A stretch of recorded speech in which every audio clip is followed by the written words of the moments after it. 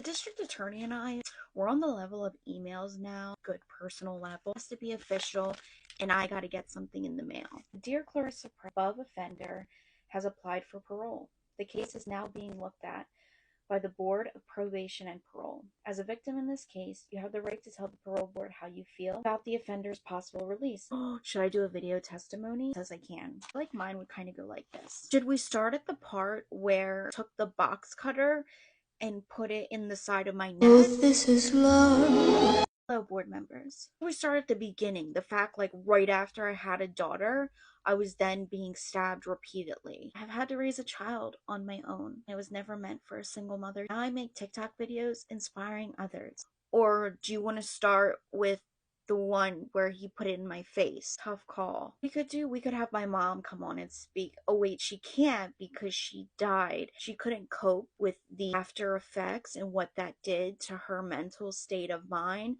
So she ended up basically committing suicide by drinking herself to death, which later resulted in a coma, and I had to decide or not to pull her off the plug, which I did. I did get fired from my job, so I could use the child support, although with the criminal record he has now, I don't see how it's going to be possible for him to ever get a good paying job. What happens when somebody gets out of jail but they have a criminal record and they're expected to get back into the real world, but nobody wants to accept them an apartment to live in, a home, or a job because of what they've done. I've also been raising our daughter for the past decade, and typically I'm the bad guy because I've done everything for her, and he is just looked at like the bee's knees. It's crazy. I have done such a good job sheltering her that she actually would probably love to communicate with him and see him.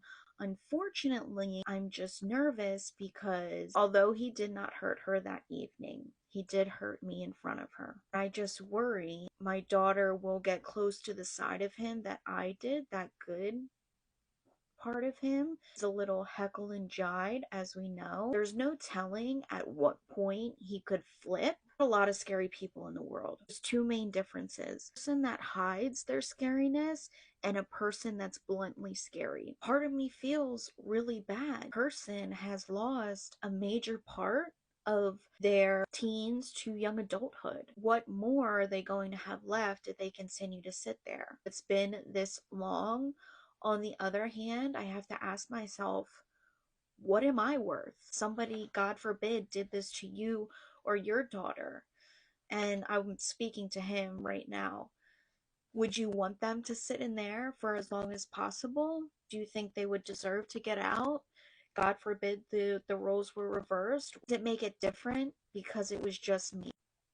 Typically never write back. I never have. I never tried to help him get out of jail. I've never tried to make him stay in jail. I feel like that's too big of a burden for me to carry and have control of. I certainly think that decisions we make affect us for the rest of our lives, and it's a domino effect. What you do to one person can affect somebody else, and so on. When you become a parent, they don't give you a guide, let alone on what happens and what you do when somebody does something like this. How do you navigate that? How do you not hold hate in your heart? How do you forgive this person, not resent them for all of the stuff that you've gone through since then? You've lost. Maybe all of this stuff wouldn't have happened to me had that not have happened. That's the way I look at my life now. Maybe I wouldn't have found myself in this situation had I have stayed in that relationship, had I have not had to work, or had I have had more time to go to school. It doesn't matter if he gets out this year, next year, or in the next decade. It's gonna be something that I eventually have to confront.